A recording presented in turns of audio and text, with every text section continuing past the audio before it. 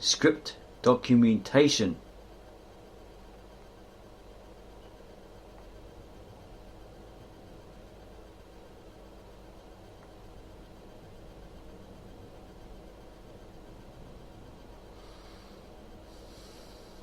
There can be no doubt the invention of writing ranks among the most important in history. Whilst language itself is the foundation of civilization and subsequently its culture, with all its facets called religion, ethics, law, art, technology, and the ways to make a living, writing has enabled men for the very first time to record their own thoughts and feelings. Thus a person can become almost immortal through his recorded thoughts. It is the same line of development that is later extended by inventions that has led to mould and printing press, the photograph, the motion picture, sound recordings for the gramophone, CD, DVD, and modern information technology. There also can be no doubt that the invention of the alphabet has revolutionized writing as it breaks down our speech into its smallest possible parts. The first writing systems invariably have all appeared as pictograms, logograms, hieroglyphs, abugidas, or syllable writings. Their shortcomings are their numerous characters and their combinations that can range from a few hundred up to 50,000 characters in Chinese. The alphabet has removed the burden and cost of memorizing too many signs because the alphabet consists only of a few dozen letters. It makes education all-embracing and generally possible, and thus fosters democratization of our societies. Before that, any human has been confined to his or her spoken language only.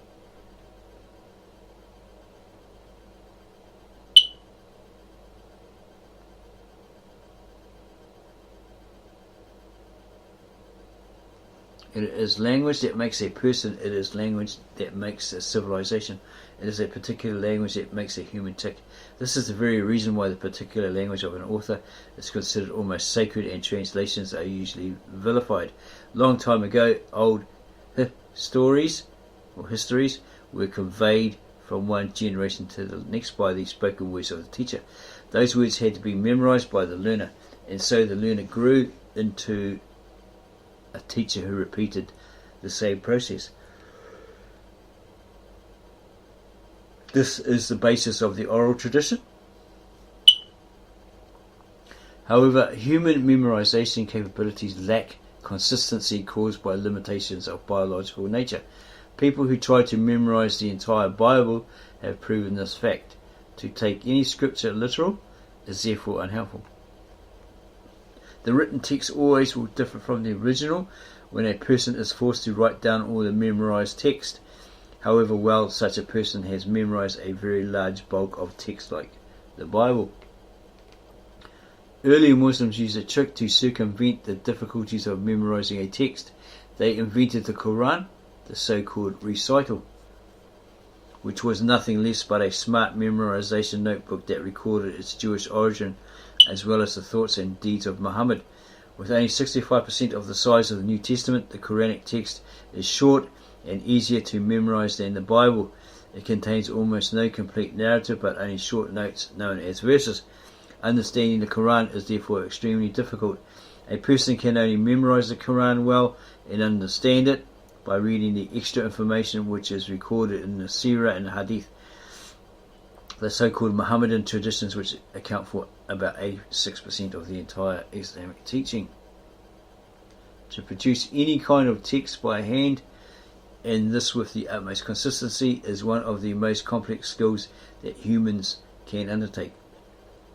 The shape of characters is defined by the tools available to the scribe and the material which they are written, carved, pressed, or otherwise applied on. Therefore, a carving in stone might differ from writing on papyrus. Bear in mind, the style of writing, literal scratching, is also defined by the skilled handwriting of the scribe as well as by tradition. These are the main factors that explain the development of writing systems. The following image plates have been added to the Grand Bible to give interested readers the chance to identify coins, ostraka, pottery chips, stelae, and other archaeological artifacts with writing on them. We have arranged all Abjad's alphabets and abugidas in the original Semitic order. The development and also the relationship that each script may have with another 1 becomes clearer to see. Important writing systems, abjad scripts and alphabets. Indo-Europeans adopted Phoenician and abjad script. Abjad systems have a flaw: they do not show vowels. By inventing new signs for displaying vowels, Greeks and Romans created the first true alphabets. And here's the Egyptian hieroglyphs, 34th century BC. Hieratic, Egyptian hieroglyphs in cursive or shorthand writing style, 32nd BC. Demotic Egyptian, Proto-Sinaitic, Phoenician, Aramaic, Assyrian Empire, this is where they originated from, Middle East, Persia, India, China, etc. Or maybe where they spread to as well.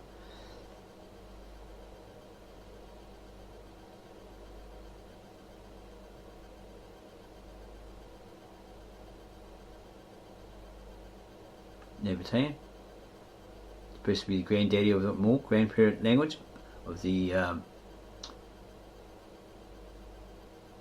Arabic, which is considered the child language of the Hebrew, Syriac, and Aramaic. Here's the Greek, Chinese, Olmec. Earliest inscriptions found in La Venta, Mexico, Mesoamerican, logographic script, etc., etc. Letter names and their meaning. All Semitic, it's Semite. There were a whole bunch of people, different kinds of people that came together. So that's where you get the Semi. In the word Semite or Semitic. All Semitic characters be Egyptian names as well as names from Mesopotamia. This is an indication of the origin.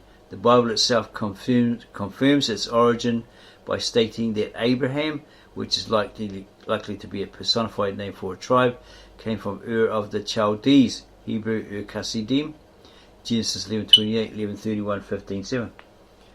A city in Sumer, and went to Egypt. It was part of Mesopotamia, Syria, right? Syria.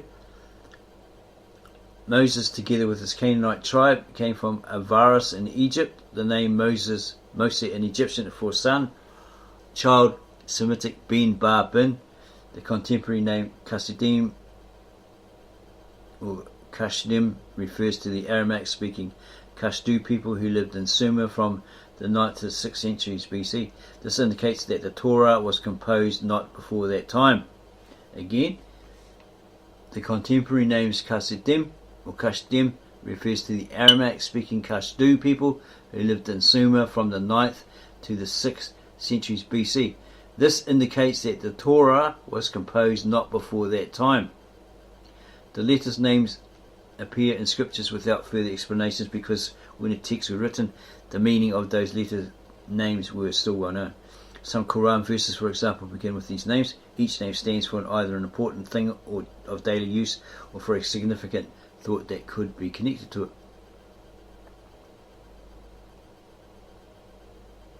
Gamil, Gamal, Gayin, Gamma in the Greek, Gamal in Aramaic, Gamil, Hebrew, camel, throwing stick. Okay.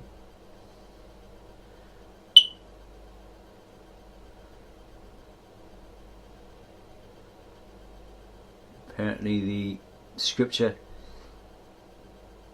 it's easy for a camel to walk through the eye of a needle.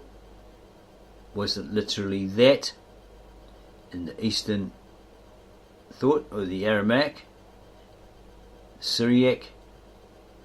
It was either camel or rope that used to moor the boats to the docks. And what you had to do, what they're saying there is you had to for this rope to go through the eye of a needle, yeah, that was gamal, but obviously it was translated wrong.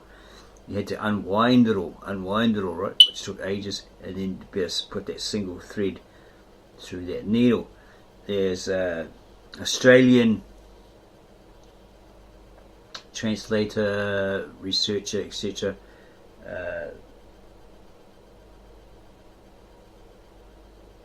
possibly the Trials of Jesus author, who tried to say that there was entrances to Jerusalem that were shaped like a needle, and a camel with its big loads, I think her name was Barbara Thiesling, had to kneel down and basically on their knees go through this temple, through this entrance that looked like a needle. Yeah, I'm sure it was Barbara Thiesling. We have the book somewhere. It's either called Jesus the Man or Jesus the Trial. It's got a purple cover, etc. We have got it somewhere in our book collection. So there's all the information there.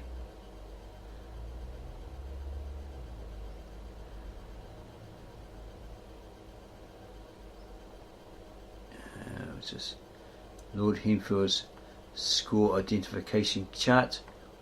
The Aramaic, the Hebrew, the Phoenician, etc. and so forth. Here's the Greek in italic, Aramaic, Syriac, Indic, Arabic, Yemenite, Syriac, Arabic, Yemenite, and so forth.